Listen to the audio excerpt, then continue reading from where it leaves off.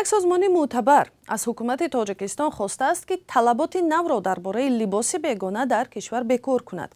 اظهارات سازمان همکاری بین المللی برای حقوق بشر دیروز نشر شد. تبلیغ لباس ملی و مبارزه با لباس بیگانه در تاجیکستان در ماه ایون در پی قبول قانون نوی تنظیم جشن و مراسم اوج گرفت. همکاری ما کیمر سیاتا متن اظهارات این سازمان بین المللی را دیده است و حالا با ما در استودیو است. کیمر سلام، نگرانی حامیان حقوق چی بوده است؟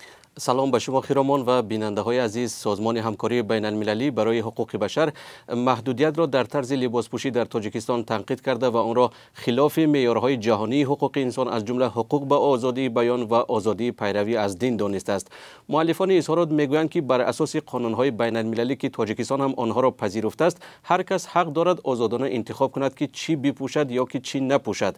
مسئولان این سازمان در ادامه میگویند برعکس دولت‌ها وظیفه‌دار هستند که حقوق هر شخص را به آزادی بیان، اعتقاد یا هویت احترام گذارند، محافظت کنند و کفالت بدهند. یعنی به گفته آنها دلایل‌های مذهبی یا دلایل‌های فرهنگی را نمیتوان برای محدود ساختن کسان استفاده کرد که میخواهند به طرز دیگر لباس بپوشند.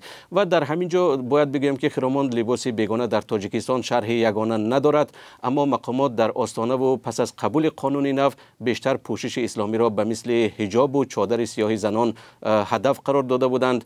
شورای علمای مرکزی اسلامی تاجیکستان هم از زنان و دختران خواسته است که لباسی به گفته آنها تنگ و سیاه و حریر نپوشند. برای رعایت نکردن آن از جریمه‌های هنگفت تا 3 سال زندان تعیین شده است. این اولین واکنش جهانی به تصمیم تاجیکستان است یا از این پیش هم اظهارات صدا داده است؟ و کیمر یک سوال دیگر، و مقامات تاجیکستان در این زمینه چی شرح دادند تا حال؟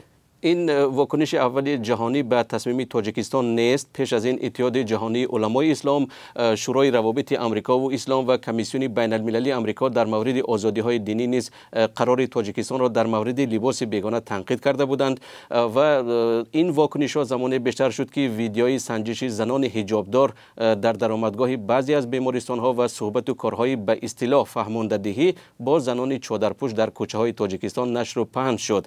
به نظر می رسد همین واکنش‌ها مقامات تاجیکستان را مجبور کردند که هفته پیش با شرکت دیپلمات‌های خارجی و خبرنگاران رسانه‌های بین المللی در دوشنبه نشست برگزار کنند و این واکنش‌ها را اغوا‌انگیز نامند. مثلا فاروق شریفزاده، معاون وزیر کارهای خارجی تاجیکستان، در همین نشست گفت که هدف آنها از قبول قانون حفظ ارزش‌های ملی و پیشگیری از افراط‌گرایی است. بعد از این به نظر می‌رسد شدت مبارزه با لباس بیگانه در تاجیکستان یک کمی پایین شده، ولی تبلیغ لباس ملی در محفل و رسانه‌های دولتی همان با سرعت جریان دارد. تشکر کیمر سیاتا. اظهارات اخیر سازمان همکاری بین المللی برای حقوق بشر را درباره مبارزه با به اصطلاح لباس بیگانه در تاجیکستان خلاصه کرد.